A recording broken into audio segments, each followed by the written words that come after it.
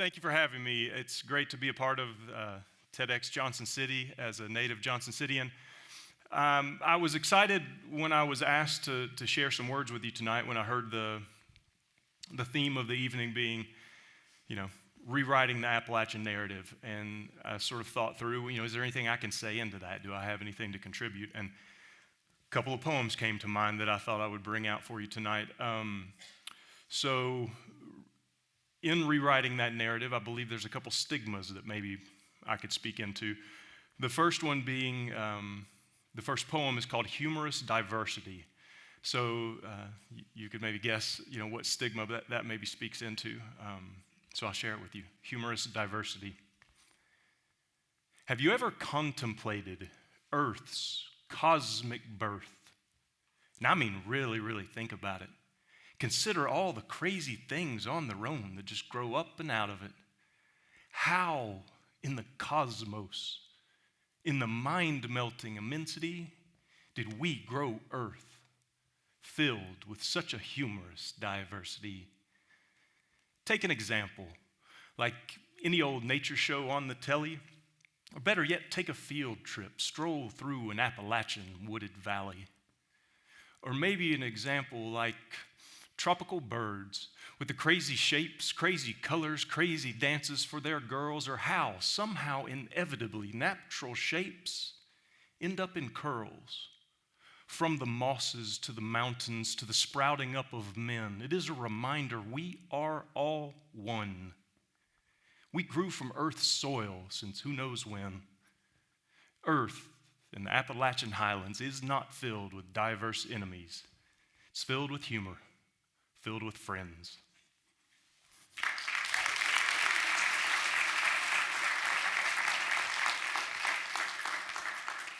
Thank you. So I'll share one more poem. Another outdated stigma of our region maybe has to do with our deep, long-standing, religion, our faith beliefs, our relationship with Mother Nature. And myself as a man that, places faith in Jesus Christ, was one day in the backyard sort of chasing God into nature, with the trees and the wind and the day. And, as I'm out in the backyard, I find myself practicing a Buddhist meditation practice. So, the stigmas around this region's view of religion being tight and narrow, maybe don't fit quite as well as they once did. As I myself, a man that places faith in Jesus Christ in the backyard doing meditation, inspired by Thich Nhat Hanh, if anybody knows Thich Nhat Hanh. So this poem is called Blue Jays. Bruce Springsteen once sang, "If you've ever seen a one-legged man, you've seen me. Well, I once saw a family of blue jays, some bound to the ground, some flew on the breeze through the trees. And I saw ants too. Ants always seem so destructive, but not nearly as destructive as man. Is Earth now treating us humans the same way I treat an invading ant clan? To protect my home, I'll get out some tarot. Is Mother Earth also getting out her raid because she's tired of being exploited for likes, tired of this egoic consumerism charade? You see, these two blue jays seem to have been born missing tail feathers. Or maybe all blue jays are born this way. Maybe they all develop sheltered under tables as they await tail feathers to then fly away. Do all young blue jays hide away on homeowners' patios?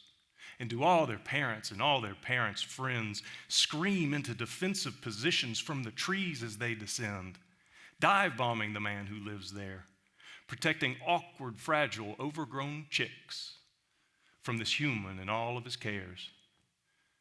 To be fair, I did once relocate one of the adolescent birds to the lawn using the back of a chair, but that was before this whole blue jay fiasco. I became aware. I just acted on dumb instinct like a dare, had to fix the problem, get the blue jay up and out of there. Our patio didn't even have stairs. But up in the trees when I sat to meditate about 2, I came to learn these 2 hopping, squawking, no-tail-feathered jays had a crew. They came out of the blue, seemed like nothing they wouldn't do. Blue jays buzzing my ears and flying away.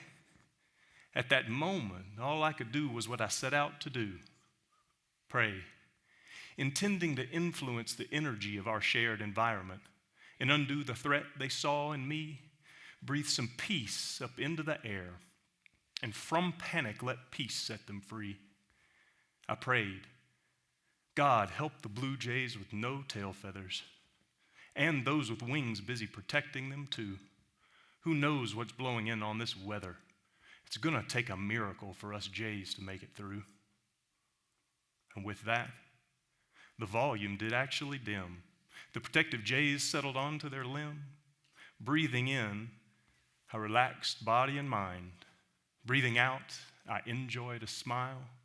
Breathing in, I am present, no more grind. Breathing out, I'm in awe of eternity growing wild. Thank you very much.